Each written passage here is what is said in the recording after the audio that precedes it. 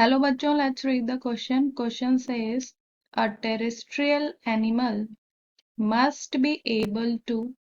So question में पूछा गया है टेरेस्ट्रियल एनिमल को किस चीज के लिए एबल होना चाहिए। 4 ऑप्शन दिए हैं, उसमें से हमें करेक्ट ऑप्शन बताना है। की concept terrestrial animal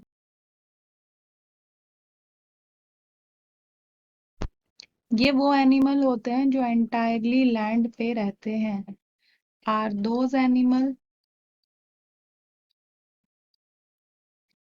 that live on land.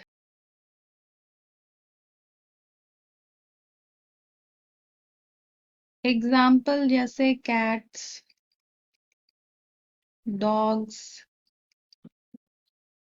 Ants. तो ऐसे कई सारे टेरेस्ट्रियल एनिमल होते हैं। और जो एक्वेटिक एनिमल्स होते हैं वो एनिमल्स होते हैं जो एंटायरली पानी में रहते हैं, जैसे फिश, ऑक्टोपस। सो टेरेस्ट्रियल एनिमल जो होते हैं इनके पास कोई डायरेक्ट ऑप्शन नहीं होता है और ना ही एक्सेस होता है टू ईदर फ्रेश वाटर और सॉल्ट वाटर के। So they do not have automatic access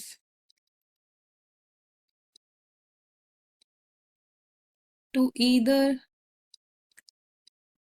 fresh or salt water। So इसलिए इनको जो है पानी को कंजर्व करना बहुत ज़रूरी है in order to balance osmolarity. जैसे अमोनिया जो होता है वो मोस्ट हार्मफुल टॉक्सिक सब्सटेंस है एंड इसको एक्सक्रीट करने के लिए ह्यूज अमाउंट ऑफ वाटर चाहिए होता है। जबकि इसके अलावा जो अदर फॉर्म्स हैं नाइट्रोजनस वेस्ट की, those are urea and uric acid. And जो ज़्यादातर टेरेस्ट्रियल एनिमल्स होते हैं वो यूरियोटैलिक होते हैं एंड यूरिकोटैलिक। सो यूरियोटैलिक वो होते हैं जो यूरिया को एक्सक्रीट करते हैं and uricotelic are those which excrete uric acid. And ये जो दो सब्सटेंस होते हैं ये लेस टॉक्सिक होते हैं देन अमोनिया। एंड जो एक्वेटिक एनिमल्स होते हैं वो ज़्यादातर अमोनिया को एक्सक्रीट करते हैं क्योंकि इसके लिए ज़्यादा अमाउंट ऑफ वाटर चाहिए और वहाँ पे वाटर जो है वो बहुत ज़्यादा होता है। सो डायरेक्टली वो अमोनिया को एक्सक्रीट कर देते हैं वाटर में। So those are ammonotelic animals.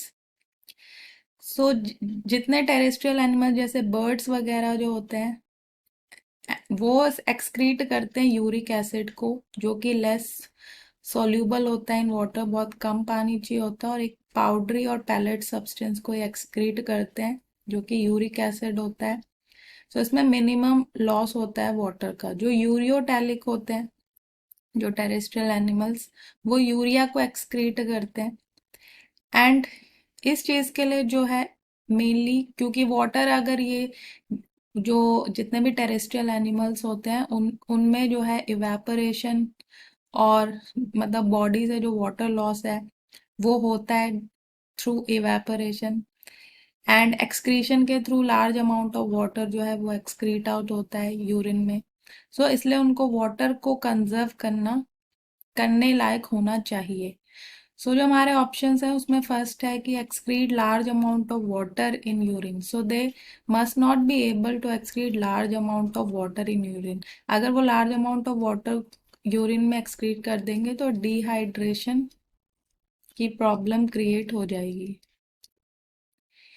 And इसलिए ये इनकरेक्ट है। सेकंड है कि they must be able to conserve water. So ये करेक्ट ऑप्शन है कि उनको कंजर्व करना चाहिए वाटर, इसके लिए वो एबल होने चाहिए।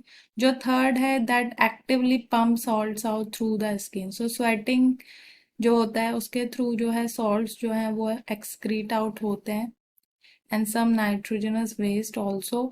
बट ये इसके लिए इनको जो है एबल नहीं होना चाहिए कि वो सारा का सारा सॉल्ट जो है वो एक्टिवली पंप कर दें through the skin.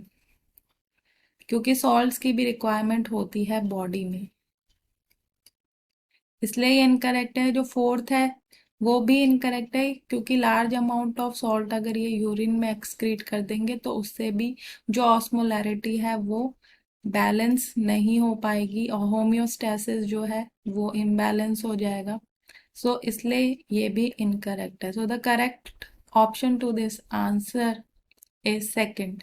So hope you understood it well. Good luck.